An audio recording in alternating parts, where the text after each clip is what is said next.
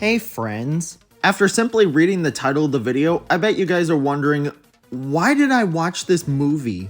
I just sat there one night and thought, why don't I watch a bad movie for a video? And Netflix just kept recommending this thing. Despite all this, I had always dreaded having to cover this movie. This movie is so awful, it is abysmal. It's not as bad as the entire Trolls trilogy, but it's still so close to it in terms of quality. Even Wish has more effort put into the writing. And Wish has such great lines like, "Watch out world, here I are," and "I let you live here for free, yet I don't even charge you rent." The only thing I can say that's good about The Boss Baby is the casting. Alec Baldwin, for some reason Tobey Maguire is the narrator, and the main villain is played by Steve Buscemi. That concludes the list of good things about The Boss Baby. The concept for the film is okay at best, but the actual execution is atrocious. The writing and the dialogue are the biggest offenders. This film's attempts at comedy are atrocious. None of the jokes are funny.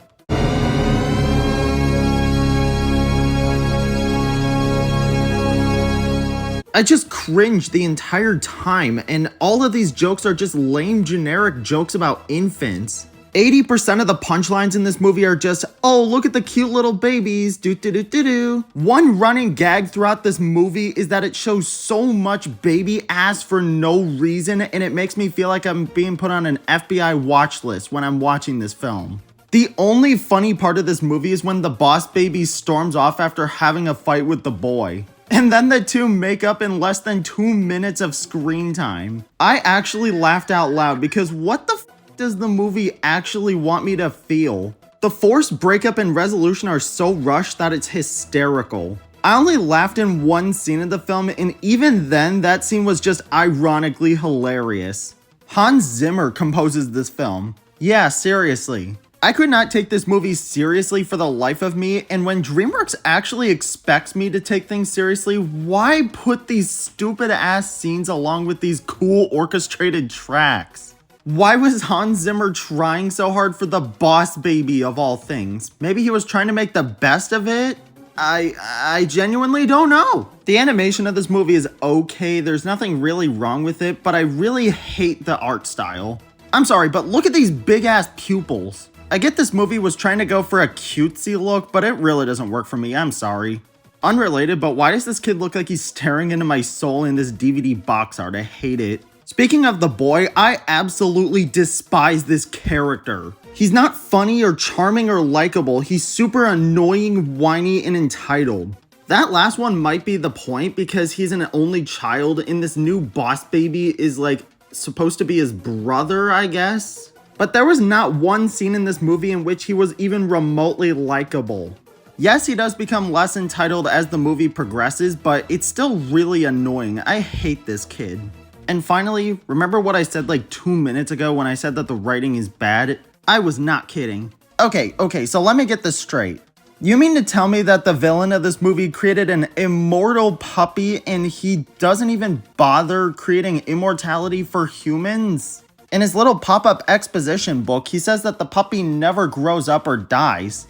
Well, why not make humans immortal too? He could make a killing. He could probably be the richest guy in the world for all I know. But no, this guy is only using it to sell puppies. I get that he's doing this to get revenge on Baby Core, but I don't care. This plot point is so stupid. Wait a minute. How does he even remember Baby Core? The main villain said that only babies can remember Baby Core with the formula. But he also said himself that he can't drink the formula anymore because he's lactose intolerant. How does he even remember Baby Core? And when he falls into a big container full of that stuff, he turns into a baby anyway. So is he lactose intolerant or not? None of this is ever even explained or implied. The writing of this film constantly contradicts itself and it's so annoying. This movie is horrible, I'm so sorry. It is genuinely one of the worst kids movies I have ever seen in my life. It's not as bad as the Emoji Movie or the entire Trolls trilogy, but what kind of a bar is that? For the sake of your sanity, do not watch this movie ever. It is truly abysmal. In my opinion, puppies are much cuter than babies, sorry. This is where the video would typically end if this movie didn't receive a sequel and was successful in the box office. Oh boy, am I in for a treat. I was expecting this movie to be worse, but no, it's only just as bad. First of all, Tobey Maguire is gone, and he's replaced by James Marsden for some reason. Now, don't get me wrong, I like James Marsden, but I don't exactly blame Tobey for not wanting to come back to this piece of. The jokes in this one are pretty much just as bad, if not worse than the originals. There's still a bunch of jokes about babies being wool babies. There's a joke about how the first movie's story makes no sense and that the jokes were really bad. Wow, writers, you acknowledged it. You did a great job. Thank you, movie.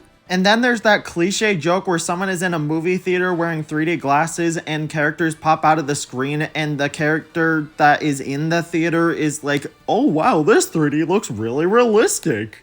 The first Phineas and Ferb movie executed this joke infinitely better than this. At least the forced third act breakup in the first movie was ironically funny, but none of the jokes in this movie land. They all fall flat. They're not even ironically funny to make up for it. Tim is thankfully not annoying in this one, even though Tina is kind of obnoxious, though thankfully she doesn't get enough screen time.